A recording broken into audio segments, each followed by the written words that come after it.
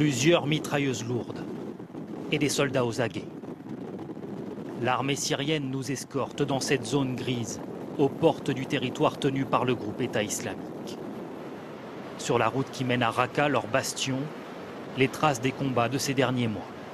Des véhicules calcinés, les restes d'une bombe, et sous ces tas de pierres, les corps de combattants djihadistes enterrés sans cérémonial, nous dit-on, par des bulldozers. À notre grande surprise, la route n'est pas coupée. Les véhicules circulent. Des camions, des taxis, des bus. Comme celui-ci, par exemple, parti de Raqqa à 100 km d'ici, 1 heure plus tôt, les soldats syriens l'arrêtent pour le contrôler. Tu viens de Raqqa? Oui. Et tu as la liste des passagers? Oui, bien sûr. Tu transportes qui alors? Des étudiants, des familles, un peu tout le monde. Je fais la liaison avec Alep 3 fois par semaine. On peut circuler sans problème. À l'avant du bus, un homme s'est précipité pour fumer une cigarette. De là où il vient, c'est strictement interdit. Première bouffée au goût de soulagement. Chacune des voitures en provenance de Raqqa est minutieusement fouillée. Les identités des passagers sont relevées, les coffres sont ouverts et les soldats passent également un détecteur d'explosifs le long des véhicules. L'armée affirme ne pas vouloir priver les habitants de cette porte de sortie. Mais avec des interrogatoires systématiques au premier barrage, l'objectif est aussi d'obtenir des renseignements. Certains préfèrent en dire le moins possible pour ne pas prendre de risques. À Raqqa, je vais de ma maison à mon travail, de mon travail à ma maison, et c'est tout. Je n'ai pas de relation avec les islamistes. Pourquoi vous étiez là-bas? Je voulais voir ma famille qui habite là-bas.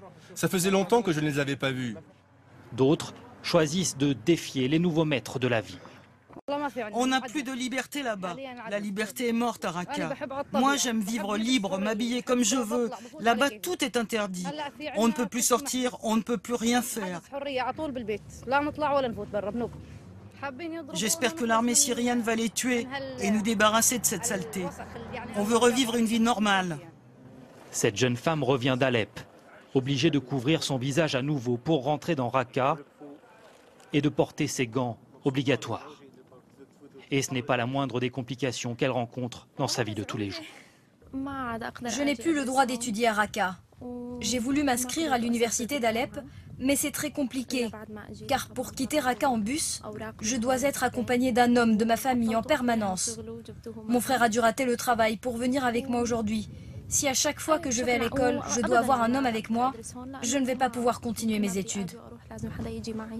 Son frère, justement, affirme entendre régulièrement les frappes américaines sur la périphérie de la ville.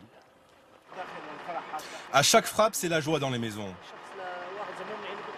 Mais seulement dans les maisons, car en public, on ne peut pas s'exprimer librement. Les accompagner au-delà de ce dernier barrage reste pour nous impossible, trop risqué. L'armée prépare, dit-elle, une offensive qui tarde pourtant à venir. Dans 1 heure, c'est donc seul que ses habitants retrouveront les rues de Raqqa, où les extrémistes continuent à faire régner la terreur à huis clos.